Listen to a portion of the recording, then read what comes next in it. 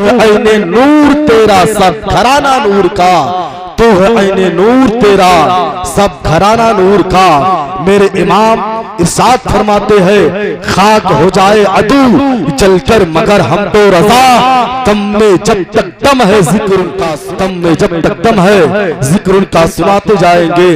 एक शायर ने कहा कि दीवारों दर सजाओ सरकार आ रहे हैं, दीवारों दर सजाओ सरकार आ रहे हैं, मिलकर खुशी मनाओ सरकार आ रहे हैं, मिलकर खुशी मनाओ सरकार आ रहे हैं। और सुन्नत है जिब्राइल की, बिदअत नहीं है ये। आज हम और आप अपने आका के मिलाद पर हरा झंडा लगाते हैं, अपने घरों पर लगाते हैं। ये झंडा लगाना ये बिदअत नहीं है, बल्कि सज्जदुल मलाइका हजरत जिब्राइल अमीन की सुन्नत है। क्योंकि अल्लाह रब्बुल इज्जत ने आकाए करीम सल्लल्लाहु अलैहि वसल्लम के विलादत के वक्त रब ने हजरत जिब्राइल अमीन को 3 झंडे दिया था। इरशाद फरमाया था, ऐ जिब्रील जाओ एक झंडा तुम मशरिक में गाड़ दो, एक झंडा मगरिब में जहां पर सूरज गुरूब होता है वहां तुम लगा दो, एक झंडा काबे की छत पर गाड़ दो। इसीलिए हम कहते हैं ये झंडे लगाना आज जो कहते हैं ये बिदअत है, ये बिदअत नहीं है, बल्कि ये हजरत सज्जदुल मलाइका जिब्राइल अमीन की सुन्नत है, सुन्नत है जिब्राइल की, बिदअत नहीं है ये। झंडे हरे लगाओ सरकार आ रहे हैं, झंडे हरे लगाओ सरकार आ रहे हैं। और बोले फरिश्ते दाई हलीमा के कान में, बोले फरिश्ते दाई हलीमा के कान में, मक्का शरीफ जाओ सरकार आ रहे हैं, मक्का शरीफ जाओ सरकार आ रहे हैं। मेरे सरकार का फरमान न बदलेगा, तुम लाख करो कोशिश कुरान न बदलेगा। दिल्ली का मिनिस्टर तो हर बार बदलता है, अजमेर के धरती का सुल्तान न बदलेगा, अजमेर के धरती का सुल्तान न बदलेगा। हजरात, हमने जिस आयत मुकद्दसा की तिलावत का शर्फ हासिल किया, रब्बे कबीर कुरान बलीग में इरशाद फरमाता है, लक़द काना लकुम फी रसूलिल्लाहि उस्वतुन हसना। अल्लाह के रसूल सल्लल्लाहु अलैहि वसल्लम की मुकद्दस जिंदगी हमारे लिए आपके लिए नमूने अमल है, उस्वे हसना है।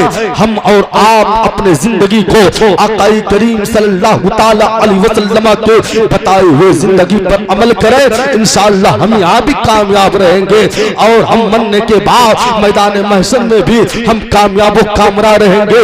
लेकिन शर्त ये है आकाई करीम सल्लल्लाहु ताला अलैहि वसल्लम के बताए हुए तौर तरीके पर हमें अमल करना होगा। शर्त ये है नबी कौनैन सल्लल्लाहु ताला अलैहि वसल्लम के बताए हुए रास्ते पर हमें चलना पड़ेगा। नबी कौनैन सल्लल्लाहु ताला अलैहि वसल्लम ने हमें और आपको जिंदगी जीने का सलीका क्या बताया है। पैगंबर इस्लाम हबीब खुदा जनाबे मुहम्मदुर रसूलुल्लाह सल्लल्लाहु ताला अलैहि वसल्लम की जिंदगी क्या है प्यारे। आओ तारीख का मुताला करें। मक्कतुल मुकर्रमा की तारीख अपने निगाहों के सामने रखा है। वही मक्कतुल मुकर्रमा की धरती है जहां पर मक्कतुल मुकर्रमा की धरती पर मेरे आका की आमद से पहले हजरत ईसा अलैहिस्सलातु तस्लीम जब इस दुनिया से परवरदिगार आलम ने जाहिरी तौर पर हजरत ईसा अलैहिस्सलाम को आसमान की जानिब उठा लिया था, उसके बाद कोई ऐसा इंसान नहीं था, कोई ऐसा इंसान नहीं था कि हजरत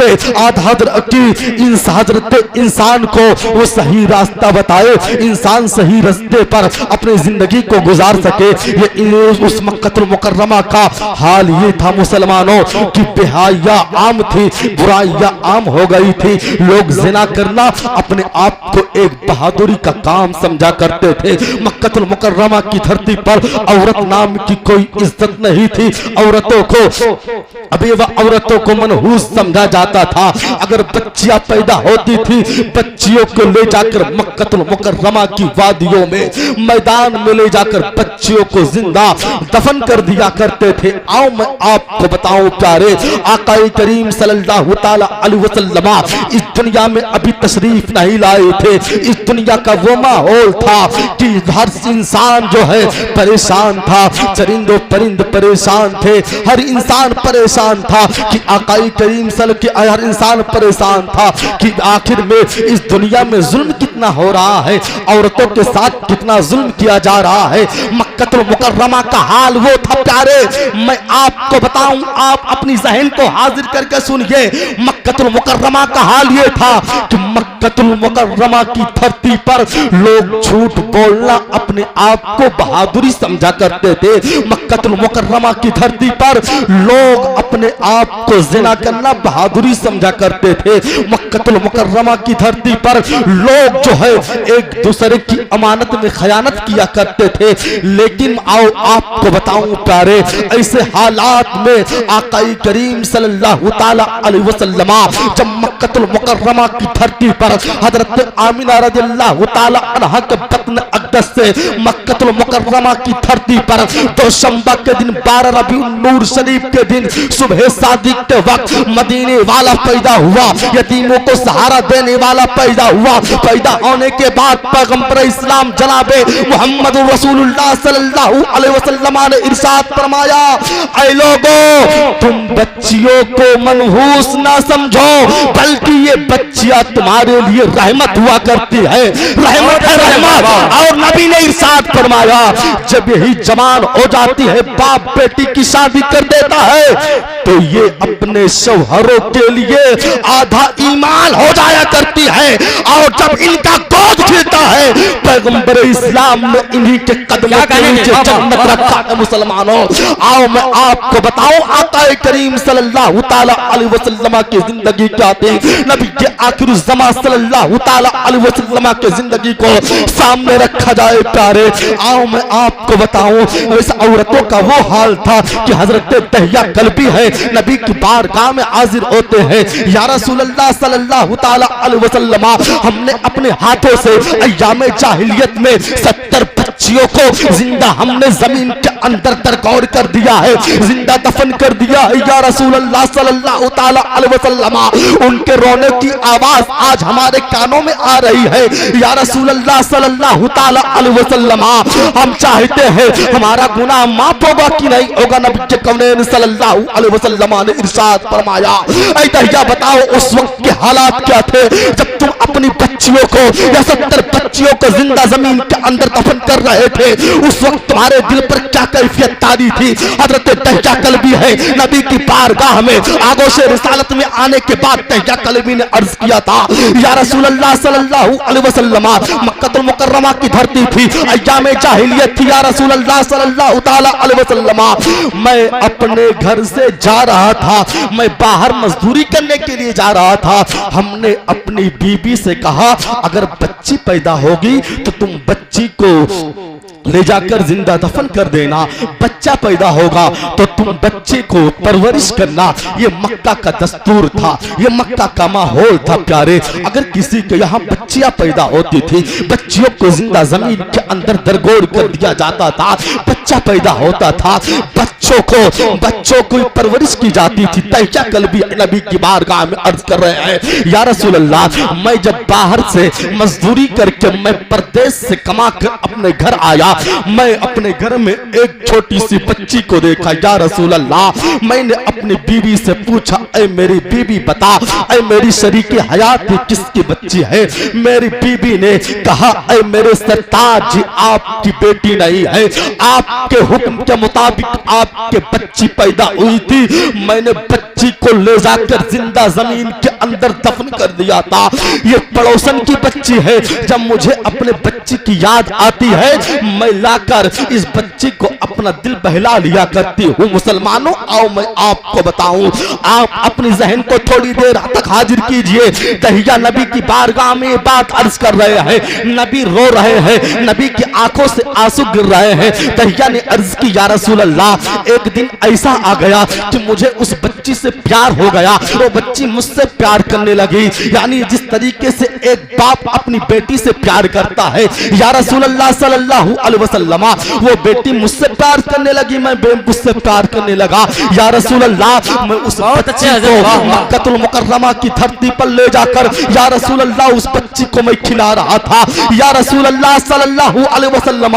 लेकिन कुफारा ने, मक्का ने मुझे ताना दिया, ऐ दहिया, मक्का के दस्तूर के मुताबिक जिसके यहाँ बच्ची पैदा होती है लोग बच्चियों को ले जाकर जिंदा दरगोर कर दिया करते हैं, लेकिन तू अपनी बच्ची को जिंदा दफन नहीं किया है, तू मक्का के दस्तूर के खिलाफ कर रहा है। क्या तू अपना तू दामाद बनाना पसंद करेगा? वो दहिया कल्बी को जब ये ताना दिया गया, दहिया नबी की बारगाह में है, अर्ज कर रहे हैं या रसूल अल्लाह सल्लल्लाहु अलैहि वसल्लम, मैंने अपने हाथों में कुदाल लिया, अपनी बच्ची को कंधे पर बिठा लिया। या रसूल अल्लाह, मक्कातुल मुकर्रमा की धरती थी, रेतीली सरजमीन थी, धूप की शिद्दत थी। या रसूल अल्लाह, मैं अपनी बच्ची को अपने कंधे पर बिठाकर मैं अपने घर से बाहर निकलना, मेरी बच्ची ने मुझसे कहा, बाबा जान मुझे तुम कहां लेकर जा रहे हो? तुम कहां जा रहे हो? बाबा जान धूप बहुत सख्त है, बाबा जान तुम आराम कर लीजिए, बाबा जान धूप बहुत सख्त है, तुम पानी पी लीजिए। वो बच्ची इस तरीके से अपने बाप से प्यार कर रही थी। दहिया नबी के बारगाह में अर्ज कर रहे थे या रसूल अल्लाह सल्लल्लाहु ताला अलैहि वसल्लम, वो बच्ची मुझसे इतना कह रही थी या रसूल अल्लाह, लेकिन उस वक्त मेरे आंखों से आंसुओं के बजाय खून के कतरे टपक रहे थे। या रसूल अल्लाह सल्लल्लाहु ताला अलैहि वसल्लम, यहाँ तक कि मैं जंगल से जाता हुआ उस मैदान में पहुंच गया जहां बच्चियों को जिंदा दफन किया जाता था। या रसूल अल्लाह, मैं कुदाल से गड्ढा खोद रहा था और मेरी बच्ची अपने हाथों से मिट्टी को हटा रही थी।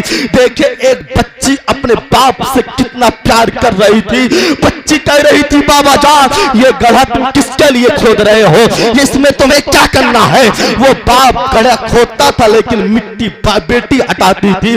उसके बाद दहिया अर्ज करते हैं या रसूल अल्लाह सल्लल्लाहु अलैहि वसल्लम, मैंने अब गड्ढा तैयार कर दिया, उसके बाद अपनी बच्ची को उसी गड्ढे के अंदर कर दिया। या रसूल अल्लाह, वो बच्ची रो रो कर मुझसे जिंदगी की भीख मांग रही थी और मुझसे कह रही थी, ऐ बाबा जान मेरा कसूर क्या है? तुम मुझे इस मक्कातुल मुकर्रमा की धरती पर इस तेज धूप में मेरी क्या गलती है? तुम मुझे इस गड्ढे में दफन कर रहे हो, मुझे छोड़ दो, मुझे तुम अपनी बेटी ना मानो, मुझे अपने घर से बाहर कर दो, मैं अपनी जिंदगी कहीं गुजार लूंगी, लेकिन मुझे जमीन के अंदर जिंदा दफन ना करो मुसलमानों।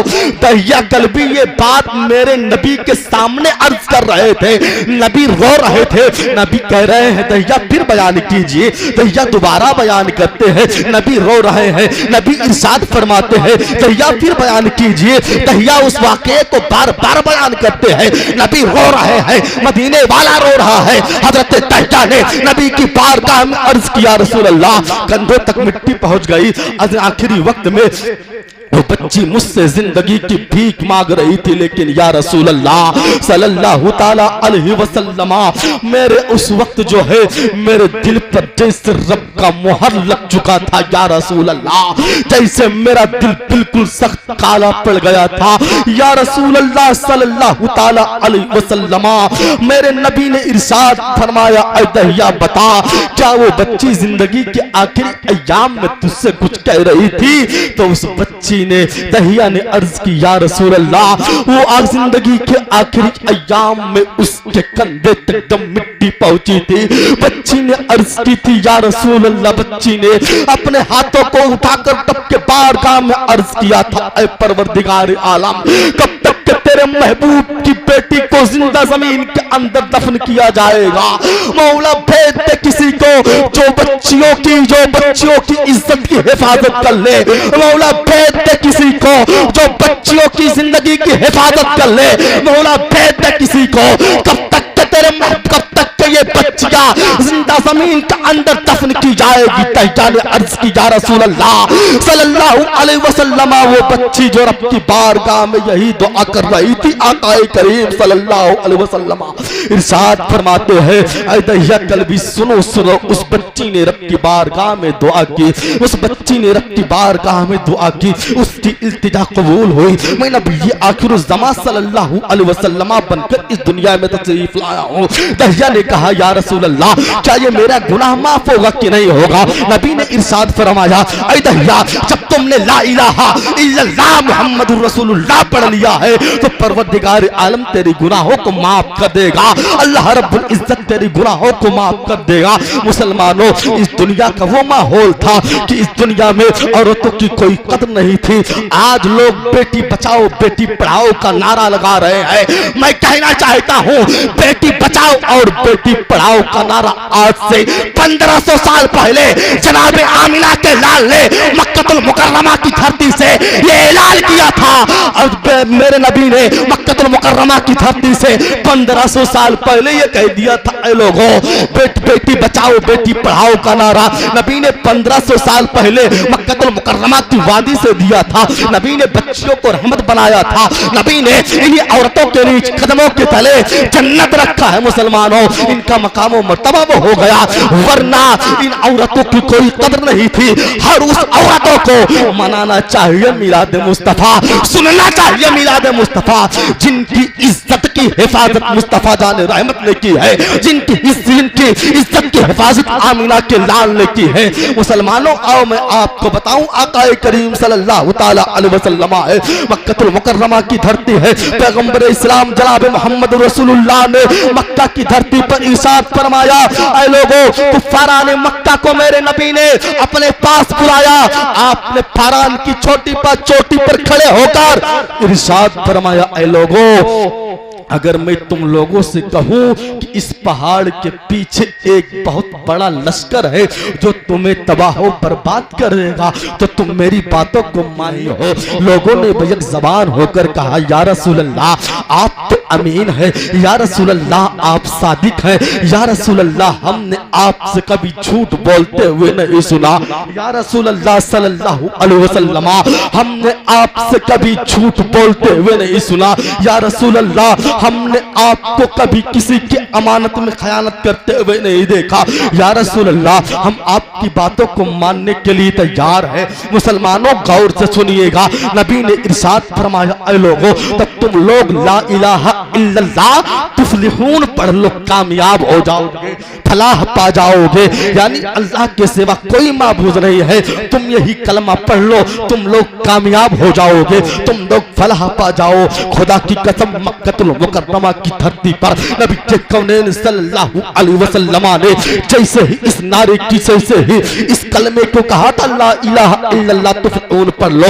ऐ मक्का कुफ्फाराने मक्का, तुम चाँद और सूरज को अपना खुदा ना मानो। ऐ कुफ्फाराने मक्का, तुम समंदर की तुगानी को देख कर तुम इन्हें खुदा ना मानो। ऐ कुफ्फाराने मक्का, तुम इनके सामने अपने सरों को सजदे में ना रखो। मुसलमानों, आओ मैं आपको बताऊं, नबी के कौनैन सल्लल्लाहु अलैहि वसल्लम ने मक्कतुल मुकर्रमा की धरती पर जैसे ही ये नारा आमी, जैसे ही ये कलमा मेरे नबी ने इरशाद फरमाया था, वही कुफ्फाराने मक्का जो नबी के हमेशा साथ थे, कदम ब कदम मेरे नबी के साथ खड़े रहते थे, लेकिन वो लोग जो है इधर उधर बिखर गए। माज़ल्लाहि रब्बिल आलमीन, वही कुफ्फाराने मक्का मेरे नबी को काफिर और मजनू कहने लगे। पैगंबर इस्लाम जनाबे मोहम्मद रसूलुल्लाह सल्लल्लाहु अलैहि वसल्लम को काफिर और मजनू कहने लगे। मेरे नबी को पागल और मजनू से तशबीह देने लगे। नबी ने उन कुफ्फाराने मक्का के जब इस जुमले को सुना, आकाई करीम सल्लल्लाहु अलैहि वसल्लम के